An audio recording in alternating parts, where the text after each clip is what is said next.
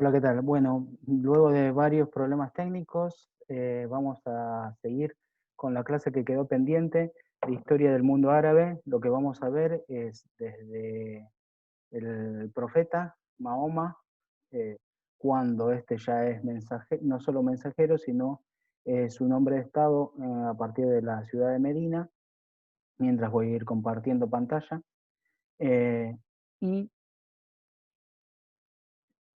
cuando conquista.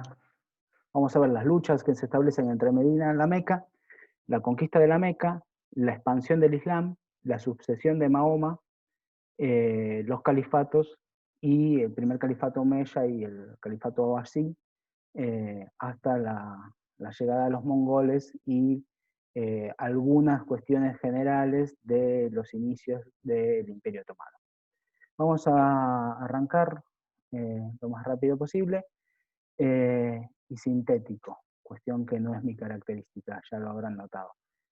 Retomamos. En Medina, luego de la Égira, luego de que Mahoma se ve acorralado, ya sin protectores en la Meca, huye a Medina. Todavía no se llamaba Medina, se llamaba Hatib.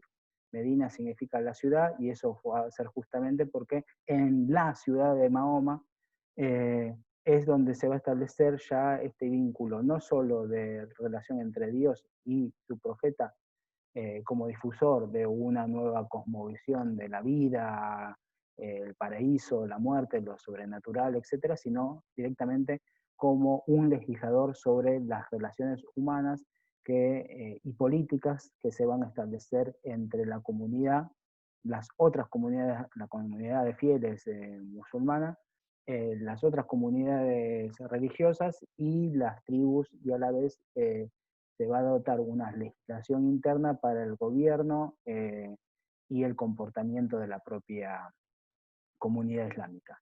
Esto se va a dar en Medina, dijimos, y una de las características de eso va a tener que ver con lo que son las propias carácter de las revelaciones, que son las azoras, son los versos reunidos en el Corán, que van a tener ya un carácter más, decíamos, jurídico y solemne. Pero también en relación a las comunidades no musulmanas, en Hatib vivían una comunidad importante de judíos. Estos no van a establecer en buenos términos una relación con Mahoma, pero van a estar constantemente probándolo a ver si es el Mesías que ellos estaban esperando, hasta comprobar, según ellos, que no lo es.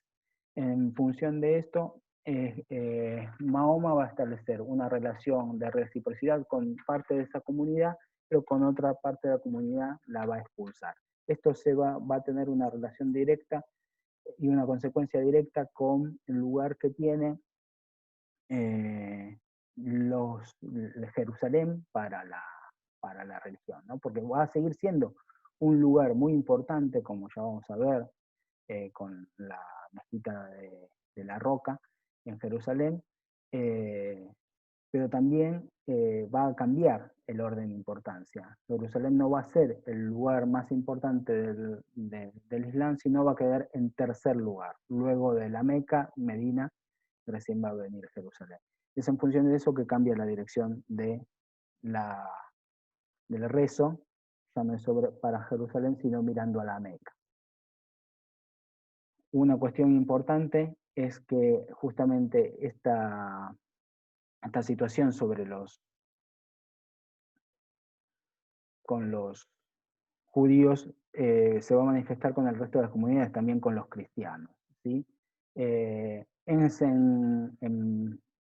Jerusalén, en la Meca, donde, perdón, en Medina, donde Mahoma va a establecer lo que sería un pacto que es una constitución entre los grupos religiosos que se conocen como las religiones del libro, que es el cristianismo y el judaísmo, los propios de la religión abrámica, lo cual Mahoma y el Islam viene a continuar el mensaje y a superarlo, a integrarlo, pero a la vez a superarlo, a renovarlo, pero a la vez reconociéndose como heredero, y por tanto ese lugar de ser los continuadores le implica para el Islam implica un lugar de protección de estas comunidades religiosas, bajo el sistema de Milet, un sistema que luego va a tener continuidad en el resto de los órdenes políticos del Islam.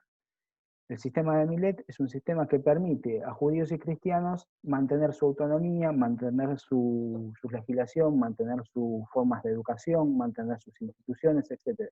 O sea, vivir dentro de una comunidad, ¿sí? Sin necesidad de recurrir a autoridades propiamente islámicas, siendo estas a la vez obligadas de dar y brindar protección a cambio de que éstas paguen un tributo y reconozcan la soberanía política de del Estado Islámico, ¿sí? De la organización política islámica. Eh, y es importante porque esto va a dar justamente un rasgo de comunitarismo a los judíos y cristianos que muchas veces inclusive van a ir no a sus propias autoridades, sino a las autoridades islámicas, ¿sí? Al, al, juez musulmán para solucionar conflictos, etc. Digamos, va a haber una convivencia muy armónica en lo que es la historia del Islam con las otras religiones del libro. Esto recién se corta con la contemporaneidad y sobre todo con la construcción del Estado de Israel. Otra consecuencia que tiene es ¿sí? una disputa con aquellas comunidades que no se someten a este pacto, digamos, ¿no? Que no acuerdan con Mahoma y por tanto se los expulsa de Medina. Lo más importante de la construcción en Medina es, como vimos, la construcción de una comunidad. En Medina se va a dar todas las pautas de comportamiento de la sociedad islámica. Se va a instaurar, por ejemplo, la construcción de una mezquita, la primera mezquita, digamos, en física construida, va a ser en Medina. Es más, ahí se va a dar la oración por primera vez. Se van a dar todas las pautas de la vida comunitaria, se van a tomar de Medina. Pero en Medina también se va a ver el carácter pragmático, político de Mahoma. Por ejemplo, azotando a las caravanas mercaderes que se dirigen a la Meca, produciéndole esto graves pérdidas a la Meca, un debilitamiento económico de la Meca como un lugar importante de la ruta caravanera, y a la vez la Meca levantándose contra Medina, ¿sí? Buscando una guerra, un conflicto directo con Medina y que termina siendo derrotada en la batalla de las trincheras. Esto lo que va a producir es, por otro lado, un debilitamiento también no solo económico, sino militar del poder predominante que tenía en el Hajj la Meca, a la vez que Mahoma va estableciendo con el resto de las comunidades de la península arábiga, con el resto de las tribus de la península arábiga, va estableciendo pactos y alianzas. Alianzas que, como en una buena sociedad tribal, se van a manifestar en alianzas familiares, a través de matrimonios. Matrimonios que va a establecer Mahoma con las mujeres de los hombres predominantes de esas tribus, ¿sí? Con las hijas de los jefes de tribu. Mahoma se va a casar 7 veces, y esto da una dimensión de las alianzas, y estas alianzas van a provocar el aislamiento progresivo de la Meca, ¿sí? A la vez que la promoción de la palabra de Mahoma y del Islam va convirtiendo cada vez a más fieles a la causa de Medina y de Mahoma, y esto va a llevar a que Mahoma reúna un gran ejército y avance sobre la Meca. Pero en la Meca no va a encontrar resistencia, le van a abrir las puertas, se van a convertir los Qurayshi, los señores de la Meca, se van a convertir al Islam, y Mahoma lo que va a hacer es, apenas entre a la Meca, dirigirse a la Kaaba y destruir los ídolos que allí se encontraban, ¿sí? Los ídolos que son aquellos de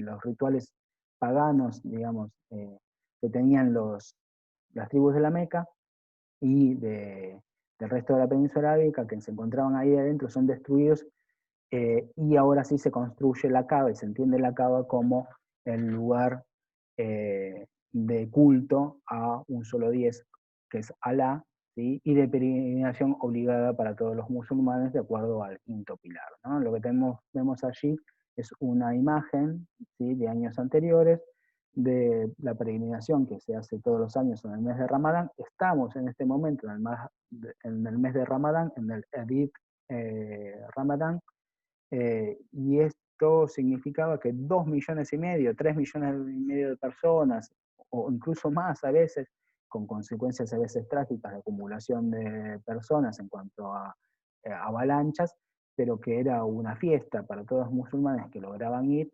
eh, de, de, de, del universo, digamos, daba también un sentido de lo universal, que es este mensaje de la cantidad de seres de diferentes etnias, lenguas, formas de practicar el Islam, etcétera, que se encontraban ahí cumpliendo esta tarea que tiene todo fiel del Islam. Hoy vemos que esa imagen no se pudo reproducir este año, tan solo hubo 50 personas haciendo la peregrinación hoy dentro de la mezquita en la Meca, y eran justamente los monarcas de Arabia Saudita, y con sus guardias, obviamente muy protegidos. Una cuestión importante acá, ya a esta altura, es de poder diferenciar lo que es el Islam del resto de las religiones, y especialmente el cristianismo, porque desde Occidente es las pautas con las cuales muchas veces se compara y se juzga y se mide desde la historia y la práctica del cristianismo en Occidente al resto de las religiones, y en especial al Islam. Una gran primera diferencia es que justamente el cristianismo, ¿no?, se basa en Cristo, Cristo entendido como un Mesías, como un enviado de Dios, directo, digamos, de la carne del propio Dios, como es hijo de Dios, ¿sí? Y esta es una gran diferencia. ¿Por qué? Por varios motivos. En primer lugar, para seguir con el tema de los conceptos y la sinonimia, Islam no es maometanismo. Es más, maometanismo, que sería una forma de asimilarlo a cristianismo, no existe para el Islam. ¿Por qué? Porque Mahoma es tan solo un mensajero. Y esto es importante, es una persona, es un hombre, un ser de carne y hueso, ¿sí?, que tiene finitud, no va a reencarnar. Mahoma, una vez muerto, no reencarna. En este sentido, Mahoma tiene debilidades, como tiene logros a lo largo de su vida, y él reconoce sus debilidades, ser un analfabeto, ¿sí?, en primer lugar, y eso le da un carácter importante a su mensaje, porque como hemos dicho antes, el Corán recoge los versos de Mahoma que fueron salieron de su boca, pero fueron dictados por Dios, ¿no?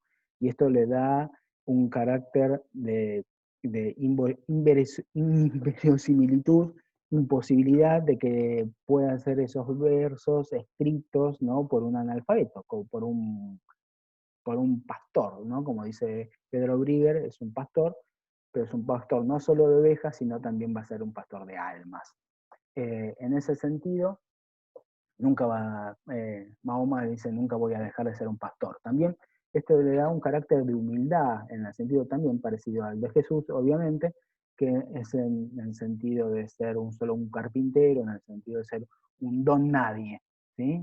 O sea, y esto también tiene un rasgo importante para el Islam, porque da una cuestión de empatía con aquellos que se acercan al mensaje de Mahoma, porque los hace como iguales, ¿no? Le permite decir que un mendigo es también parte del mensaje del Islam, y no encuentra jerarquías, no encuentra división de castas como vimos en la India, etc., ¿no? No es un mensaje universal para todos, ¿sí? En este sentido también es Mahoma. ¿Por qué? Porque es uno entre miles, es un mensajero entre miles que ha enviado Alá, ¿sí? Ha enviado 124.000 mensajeros, 124.000 profetas. 124.000 profetas para cada pueblo, un mensajero para cada pueblo. Y esto significa, digamos, que se encuentran reunidos en el Corán o reconocidos por el Corán todos los hijos directos de Abraham, ¿no? Isaac, Ismael, también Noé, o sea, todos los del Antiguo Testamento. Jesús es para Islam también un mensajero más, no es hijo de Dios, ¿sí? A la altura de otros precursores de Jesús, y otros que quedan por fuera del mensaje judeo-cristiano, por ejemplo, Aristóteles, Buda, Confucio, muchos otros nombres que son parte, y muchos que no se dan a conocer porque no se conocen, digamos, que son parte del mensaje que siempre trató de enviar Alá. Ahora bien, Mahoma es el último de los mensajeros. Esto es también lo distintivo de él entre todos los mensajeros y entre Jesús, ¿sí? Por otro lado, el Islam, a diferencia del cristianismo, no tiene una institución, no tiene un clero, como puede ser la Iglesia Apostólica Romana, digamos, como puede ser las iglesias coptas, las ortodoxias griegas, rusas, etc., no tiene nada parecido como si fuera un clero que garantiza el dogma, ¿sí? ¿Por qué? Porque justamente lo que dice el Islam es que confía en los seres humanos, en su posibilidad de arbitrio y raciocinio, y por eso la sharia, ¿no? Eso que habíamos dicho antes, que significa esfuerzo. ¿Esfuerzo de qué? Esfuerzo de interpretación de qué es el mensaje divino, ¿sí? De la libertad de interpretación. Es algo que es importante para nosotros porque en Occidente lo vamos a tener que esperar hasta Lutero, hasta la Reforma Protestante, para que exista la libre interpretación de las Sagradas Escrituras. Y esto nos lleva a otra cuestión. ¿Qué es el Islam si no es un dogma? ¿Sí? Es prácticamente una sumisión a Dios en la forma que lo entiende cada uno de los musulmanes. Por eso es una forma de vida común, pero a la vez particular, a través de la forma de interpretación libremente de todo un entramado de símbolos, cultos, tradiciones, etc. ¿Sí? Algo que distingue al Islam prácticamente a toda otra forma de relación con la divinidad que no sea el cristianismo occidental, es que a partir de la Revolución Francesa el cristianismo vivió la separación de lo público y lo privado, la segregación del aspecto religioso, de la fe, al ámbito de lo privado, ¿sí? A la mente y al alma de las personas. Entonces, algo distintivo que va a tener eh, el Islam es que no pasó por ese proceso de secularización. Aunque fue importado ese proceso de secularización, como vamos a ver en el siglo XIX, cuando llega el colonialismo europeo, se va a tratar de imponer siempre esa modernidad, ¿sí? Va a ser eh, limitada, ¿sí? O amputada, digamos, o impedida, ¿sí?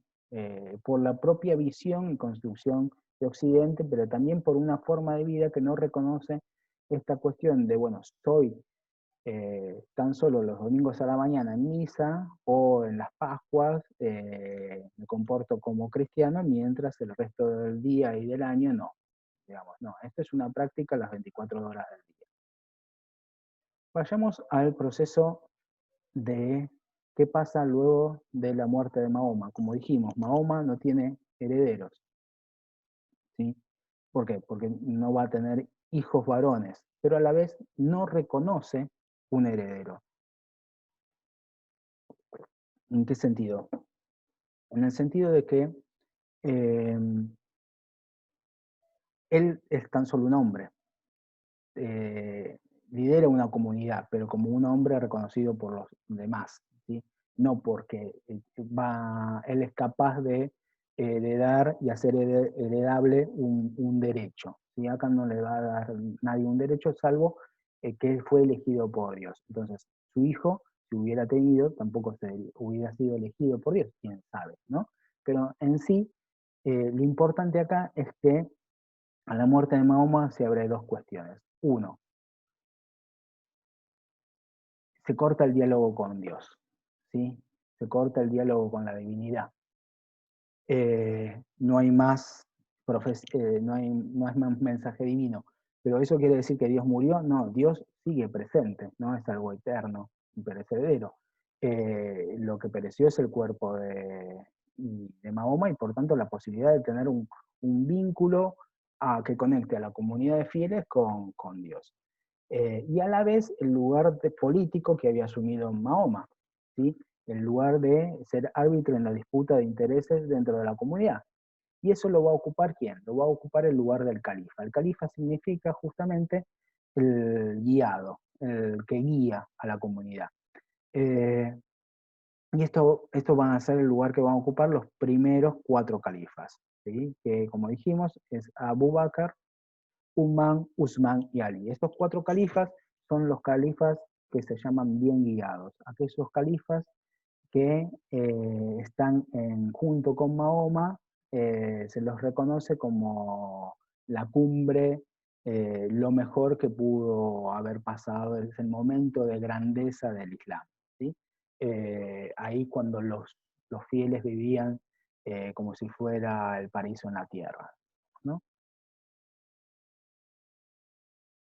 Una visión utópica, como vamos a ver, pero el califa lo que tiene en cuenta es ser el sucesor, digamos, en términos políticos, y por tanto sustituto del profeta frente a la comunidad de creyentes, en términos justamente de que garantiza la unidad de la comunidad, la unidad del territorio, la unidad del protoestado que está surgiendo y la unidad legal. ¿Sí? Y unifica en eso el discurso político del discurso religioso. ¿Para quién? ¿Quién va a ser justamente la sucesión de Mahoma y cómo se va formando el imperio? La sucesión se reconocen 3 grupos de poder. El primer grupo de poder para la sucesión es el de los compañeros, el de los primeros conversos que seguían a Mahoma, sus familiares directos, pero también aquellos que, como dijimos antes, habían pactado con Mahoma estableciendo una alianza inclusive familiar con él. Por otro lado, los compañeros y hombres en Medina, ¿sí? Que es el otro lugar de poder. Y por último, los que fueron siempre el poder en el Hajj, la Meca. Y los hombres de la Meca, recientemente convertidos, por tanto, un lugar importante, significativo, porque a la vez es el lugar de poder que representa a la Kaaba, digamos, el lugar sagrado, pero a la vez son los últimos que se convirtieron y son los que lo combatieron a la vez en Mahoma, pero están sentados ahí en la mesa y tienen que tener un lugar en esta mesa tripartita, y entre ellos se tiene que elegir a alguien. ¿Por qué se tiene que elegir? Porque volvemos, es una sociedad tribal todavía y por tanto es una sociedad que, como vimos brevemente con los mongoles o otros, que no son pueblos sedentarios, que no construyeron estatalidades, sino su organización es una organización clánica, donde se elige a través de los jefes, de la unidad de jefes de familia, se elige al mejor entre ellos, ¿sí? Por sus capacidades, por sus dotes, y justamente los dotes y capacidades que se van a elegir es aquel que haya sido más fiel y primero en estar al lado de Mahoma. Y el elegido va a ser Abu Bakr. Ese Abu Bakr, la tarea que va a tener inmediatamente es mantener los pactos de unidad que había construido Mahoma, que no se disgregue su poder y encauzar este poder en la no promoción de las disputas internas, sino en la búsqueda de la expansión del mensaje de Mahoma en la conquista de nuevos territorios. Esa conquista de nuevos territorios se va a dar inmediatamente ya luego de conquistado la Meca, pero también va a continuar eh, por, en, la, en, la, en el mandato de califal de Abu Bakr, ¿no? Lo que va a lograr Abu Bakr es contener las disputas internas de un grupo heterogéneo, ¿sí? Constantemente tendiente a la dispersión, ¿sí? Habíamos visto esta característica centrífuga de los grupos étnicos tribales, ¿sí? Los va a contener en función de canalizar esa dispersión hacia el exterior, hacia la conquista territorial, la búsqueda de riquezas y la expansión de la fe. Justamente esto, por un lado, va a contener las disputas internas, pero que estas disputas internas van a continuar en términos de diferencias personales, diferencias tribales, grupos fraccionales de poder, y a la vez la conquista va a acrecentar la ansia de disputa sobre quién es el que maneja a la comunidad. Esto se va a manifestar en que, a pesar de ser este momento de esplendor del Islam, cada uno de ellos va a gobernar por muy poco tiempo a causa de que van a ser asesinados, ¿sí? Hasta el momento de que exista una guerra civil en el último califato y se construye el poder de una nueva forma de poder que es el califato omeya, que ya vamos a ver. Cada uno de estos califas, tenemos a Abu Bakr, que gobierna por 9 años, que ya lo hemos dicho, contiene y expande los límites del imperio y enfrenta a los imperios sasánida y bizantino. Lo continúa Omar, y Omar lo que hace es justamente conquistar el conjunto de Arabia y ya avanzar sobre Siria e Irak. Entrando en conflicto directo ya ahora con los imperios, que los va a ir progresivamente socavando y anexando nuevos territorios. Va a gobernar junto con los compañeros de la Meca y va a promover la llegada de árabes de la península a los nuevos territorios conquistados, y a la vez se va a ir dando un proceso de conversión, ¿sí?, de gente de los territorios conquistados. Pero la tensión es no, como dijimos antes, no termina. Es en el califato de Ummán, es donde se acumulan todas las tensiones. ¿Por qué? Porque Uthman, que a pesar de ser uno de los compañeros primeros de Mahoma, él pertenece a la familia de Quraishi, que es la familia relevante de la Meca, dijimos, y va a poner a esa familia al frente de los nuevos territorios conquistados en las gobernaciones. Va a privilegiar su familia por sobre los intereses y el lugar de los demás compañeros del profeta, y sobre todo también de Medina, que está quedando apartada del poder, y estos lo van a destronar y asesinar. Es así como asciende al poder el último califa bien guiado, que es Ali. Ali, nos vamos a detener aquí porque tiene una particularidad. Ali es familia directa de Mahoma. ¿Por qué? Porque primero, es el sobrino de Mahoma, es el sobrino protegido de Mahoma, es su hijo que nunca pudo tener, ¿sí?, y a la vez se casó con una de sus hijas, Fátima, la hija más relevante y más querida por Mahoma. Este califa, que logra atraer consigo muchos seguidores, se va a enfrentar a la familia de Uthman, que va a continuar en el poder, sobre todo con el nuevo territorio gobernado por Muawiyah en Siria, que lo va a enfrentar. Y en este enfrentamiento, a pesar de que sale victorioso, Ali se va a someter a una negociación.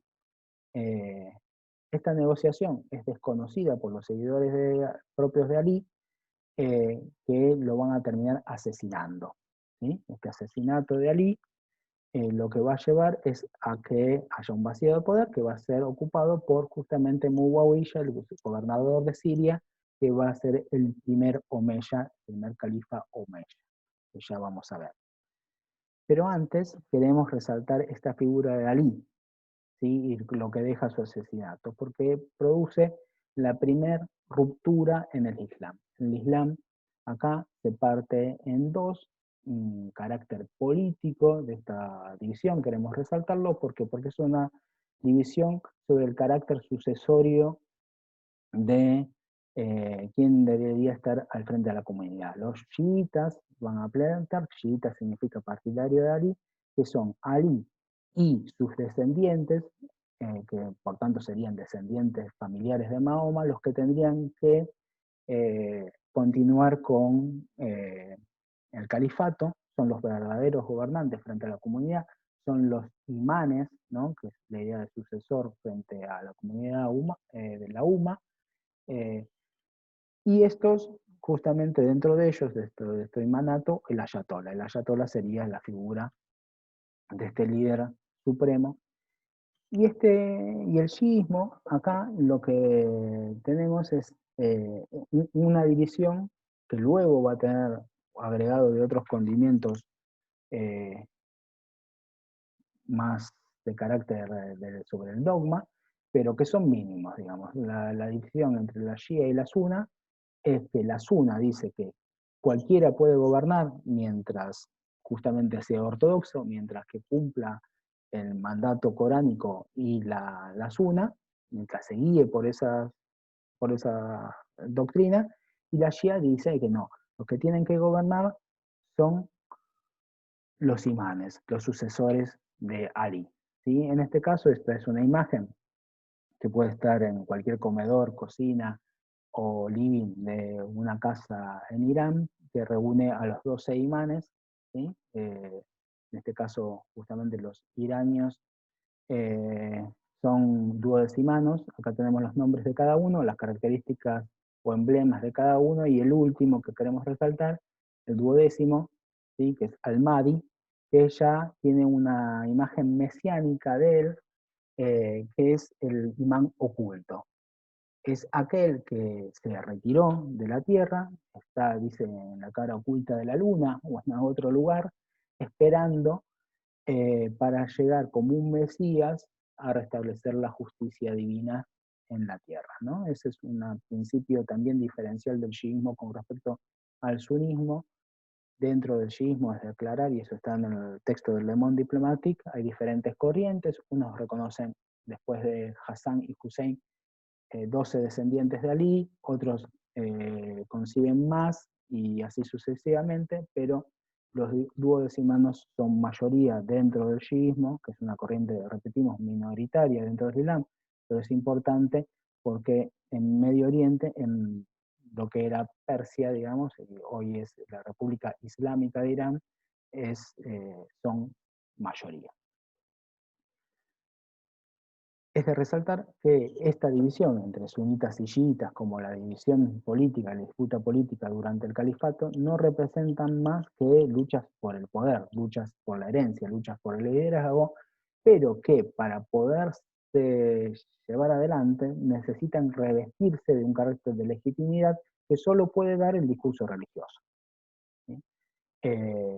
Sea una disputa en China, sea una disputa en la India o en cualquier lugar, antes de la llegada de la modernidad, todo esto se va a dar en una disputa por el sentido de quién debe gobernar, por el carácter moral de sus atributos y por tanto por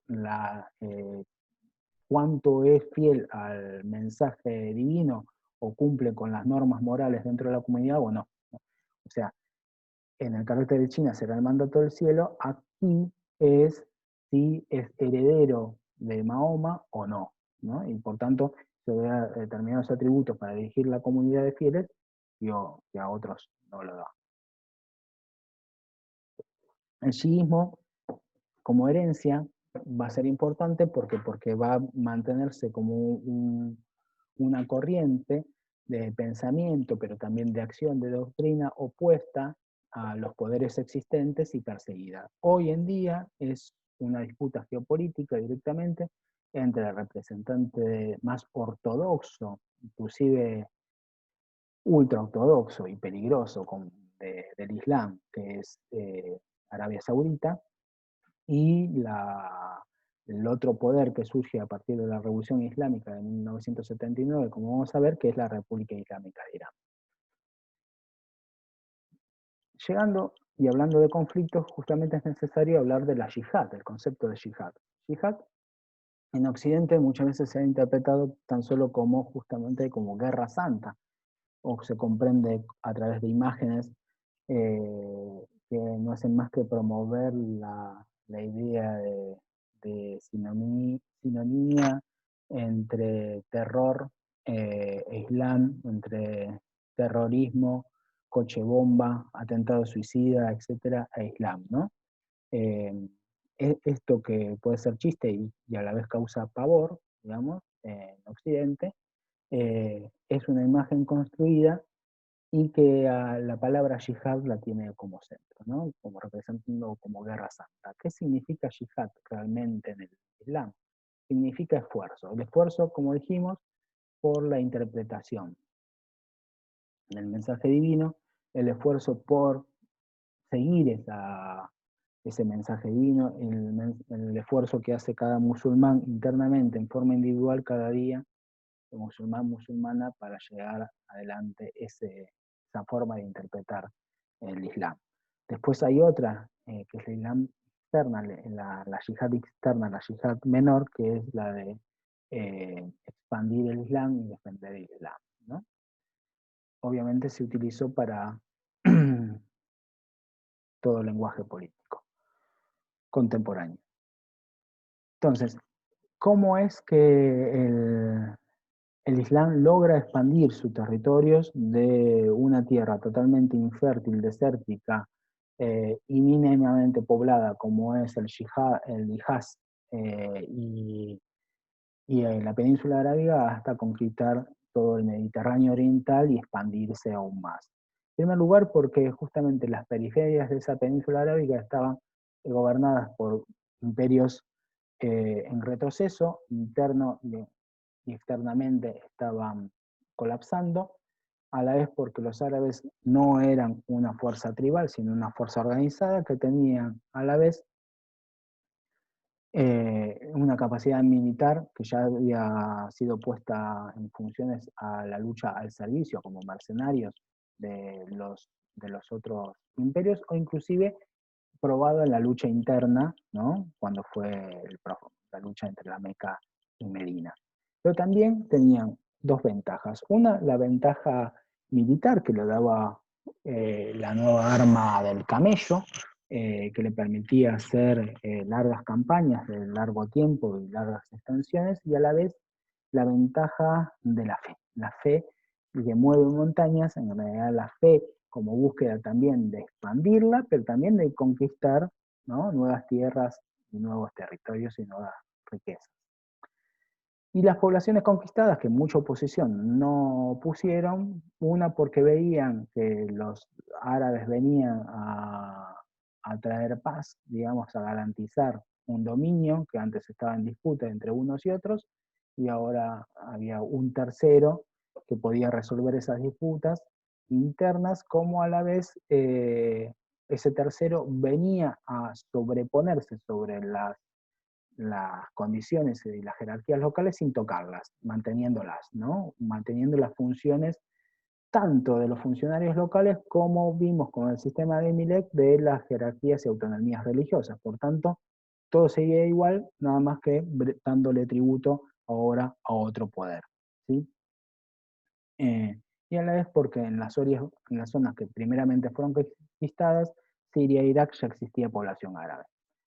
Por lo tanto, vamos a ver el mapa de la expansión árabe, cómo se va a ir dando rápidamente, del 632, ¿sí?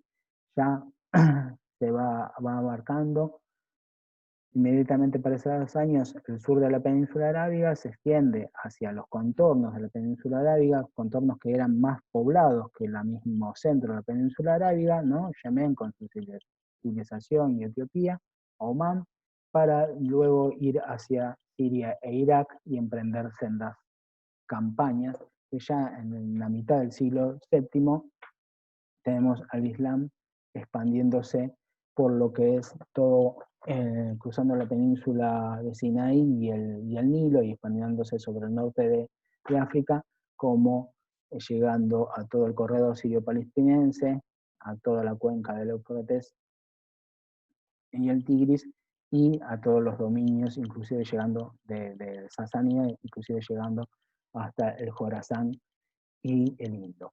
Importante aquí es que todo esto se da con procesos de conversión de tribus, ¿sí?, y de población que a la vez son el motor de la nueva expansión. Se va a ir una retroalimentación constante de la expansión del Islam.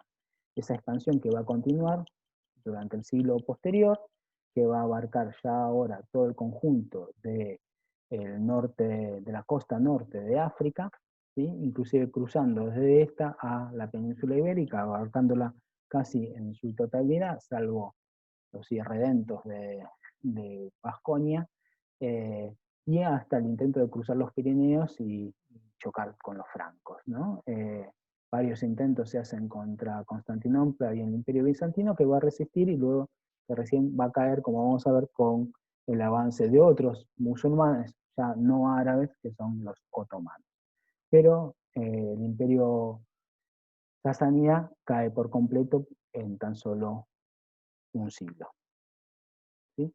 Y esto es importante porque se va a establecer desde Córdoba hasta Bagdad, pasando desde el Atlántico, digamos, desde los Pirineos hasta el Jorasán, hasta el Indo, se va a establecer una comunidad política, pero no solo una comunidad política, sino una comunidad cultural.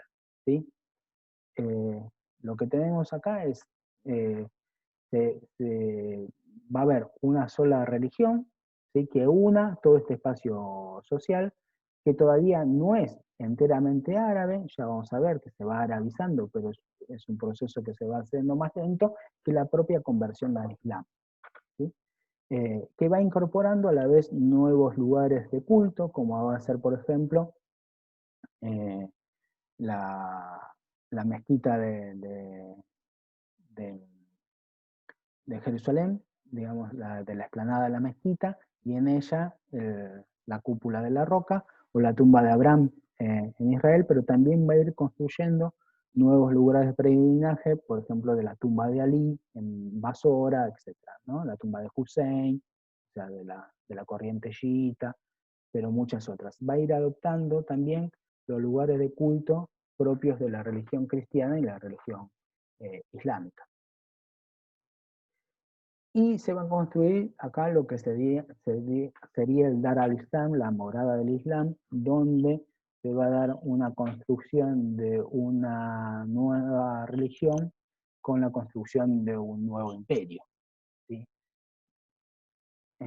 Y muchos, a pesar que, como dijimos, sobre todo en el Imperio Sasánida, no van a adoptar la lengua árabe, van a mantener el farsi, pero los iranios, ¿sí? O los persas, mejor dicho, en esa época, van a ser los principales doctos del Islam. ¿Sí? En ellos se van a construir universidades que van a estar sobre todo en Bagdad, etc. Este es el mundo durante el surgimiento del califato omeya, ¿sí?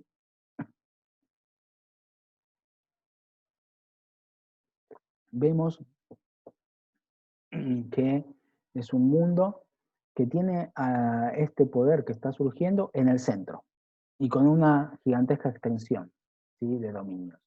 Es un mundo que le va a permitir a Ibn Khaldun, que nace en lo que sería la actual Libia, ¿no?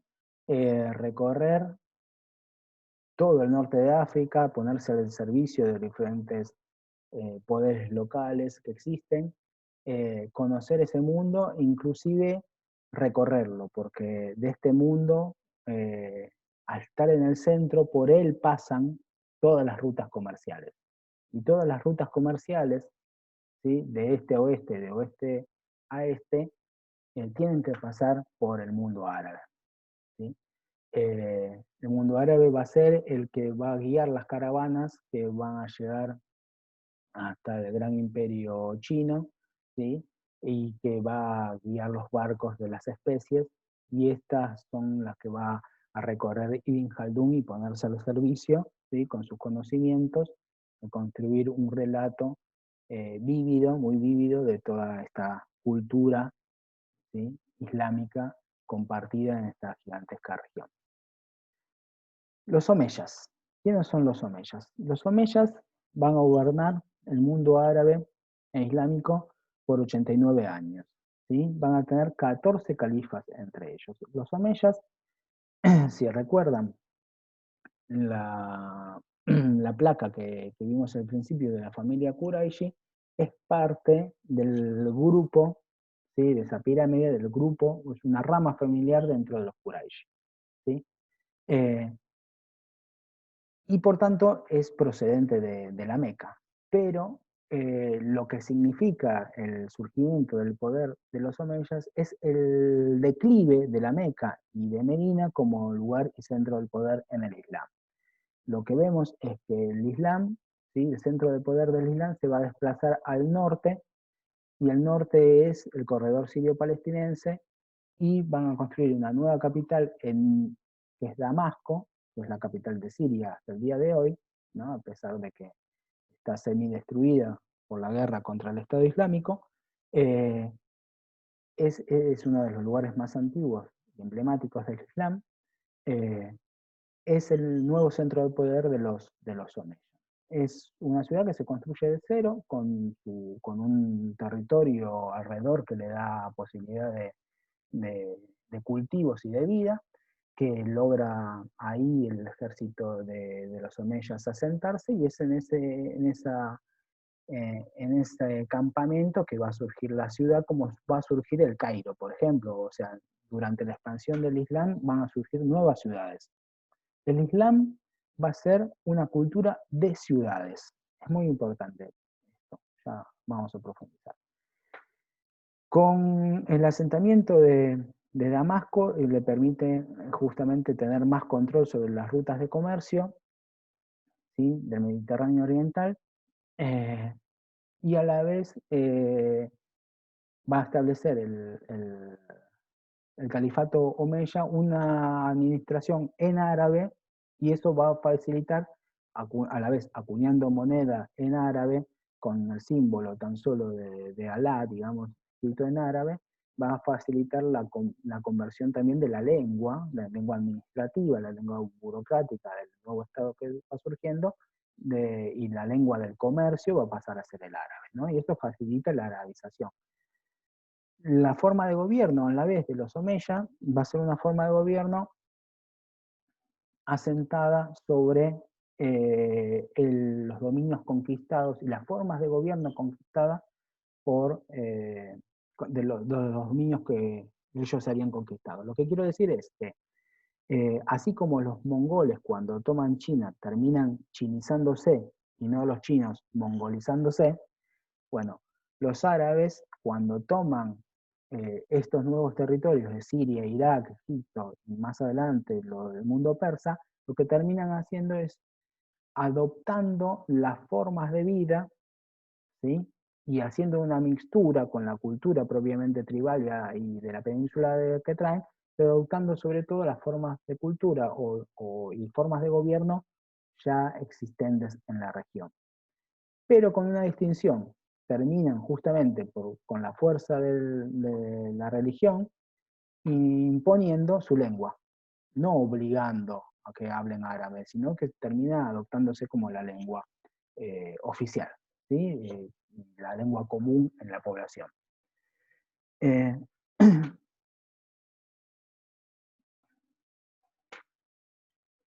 y eso es desde arriba hacia abajo, ¿no?, porque las clases altas son las primeras que toman la lengua árabe, ¿sí?, y se va difundiendo hacia abajo. Eh,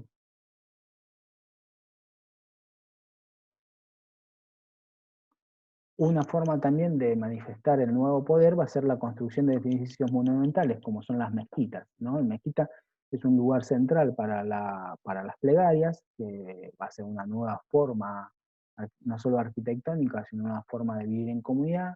Los musulmanes tienen la obligación, o se les sugiere, que los viernes oren, ¿no?, hagan el rezo juntos, ¿sí?, los viernes, fíjense esto, ¿no? Porque los viernes, porque los domingos y los sábados ya estaban ocupados.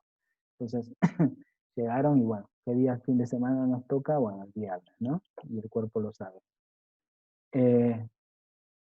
Y terminan a la vez construyendo estas mezquitas, que son una forma también asamblearia, de donde se manifiesta el nuevo poder, y a la vez se construyen sobre los lugares de poder ya existentes muchas veces, ¿no?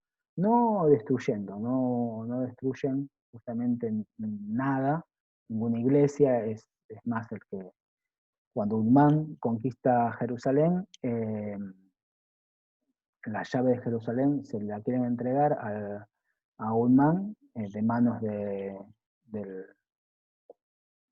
creo que era un cura copto, que tenía la llave de Jerusalén, y él dice, no, quédatela, es tu ciudad. No, pero sí, lo que se va a construir justamente arriba del templo, ¿no? Arriba de lo que sería la idea de donde estaba el antiguo templo, y lo único que queda supuestamente es una muralla de ese templo, que es el lugar del Muro de los Lamentos, se va a construir la explanada de la mezquita, y esta mezquita, que no es una mezquita, en realidad es una cúpula sobre la roca. ¿Qué roca?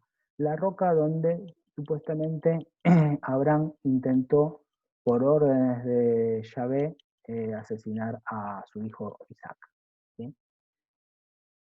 Y es en esa roca a la vez es donde Mahoma, en un pasaje muy poético del Corán, asciende al cielo, ¿no? Lo que se conoce como el vuelo nocturno, que se impulsa desde esa misma roca y asciende al cielo. Lo que se está construyendo acá durante la vida de Mahoma con ese pasaje en el Corán, pero de luego con la construcción de esta gran cúpula, es por un lado la continuidad de herederos de Abraham, pero a la vez la supremacía en términos de arquitectónicos, de belleza y de riqueza, ¿no? Porque esta cúpula dorada es de oro, del poder del Islam, el nuevo poder del Islam. Y a donde no existía ese poder, justamente se construye, por ejemplo, lo que es esto que ya no existe más, por eso se lo traigo, que es la mezquita de Damasco. Hoy está absolutamente destruida por la guerra. Pero los omeyas caen. ¿Cuál era la fuente de debilidad de los omeyas? La debilidad de los omeyas era que era un gobierno árabe sobre población mayoritariamente no árabe. ¿Sí? Y esto es lo que causa una... Vamos a parar acá.